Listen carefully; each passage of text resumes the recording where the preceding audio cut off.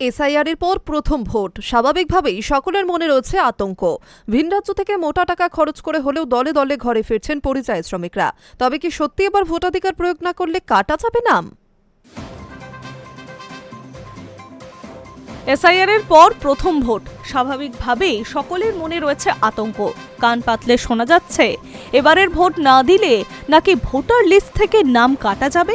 ফলে নাগরিকত্ব হারানোর ভয়ে যারা বরাবরই ভোট কেন্দ্রিক বিমুখ, তারাও এবারে ভোট দেবেন বলে ঠিক করেছেন। ভিন্ন রাজ্যে থেকে মোটা টাকা খরচ করে হলেও দলে দলে ঘরে ফিরছেন পরিযায়ী শ্রমিকরা। ভোট সকলের গণতান্ত্রিক অধিকার, তা প্রয়োগ করাই কাম্য। কিন্তু তার নেপথ্যে আতঙ্ক লুকিয়ে থাকা মোটেই কাজের কথা নয়। তাই চলুন দেখে নেওয়া যাক, সত্যিই কি এবারের ভোটাধিকার প্রয়োগ না করলে কাটা যাবে নাম। তথ্য বলছে, ভোটাধিকার প্রয়োগের যে কারো ব্যক্তিগত সিদ্ধান্ত।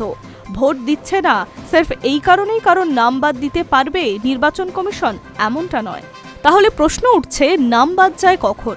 কোনো ভোটারের মৃত্যু হলে অথবা যদি কোনোভাবে নির্বাচন কমিশন কারণ নাম যাচাই করতে না পারে, সেক্ষেত্রে বাদ পড়তে পারে। ফলে এসআইআর হয়েছে, তাই এবার ভোট না দিলেও নাম কাটা যাবে বলে যারা আতঙ্কিত তারা নিশ্চিত থাকতে পারেন, ভোট না দিলেও আপনার নাম বাদ পড়বে না। উল্লেখ্য, চলতি বছরে বাংলার বিধানসভা নির্বাচন হচ্ছে 2 দফায়। ইতিমধ্যেই প্রথম দফায় 152 আসনে ভোট হয়ে গিয়েছে। এবছর রেকর্ড পরিমাণ ভোট পড়েছে প্রথম দফায়। বুধবার দ্বিতীয় দফার ভোট 142টি আসনে। তালিকায় রয়েছে মুখ্যমন্ত্রী মমতা বন্দ্যোপাধ্যায় নিজের আসন ভবানীপুরও। এই দফায় ভোট হবে 7টি জেলায়। High news network.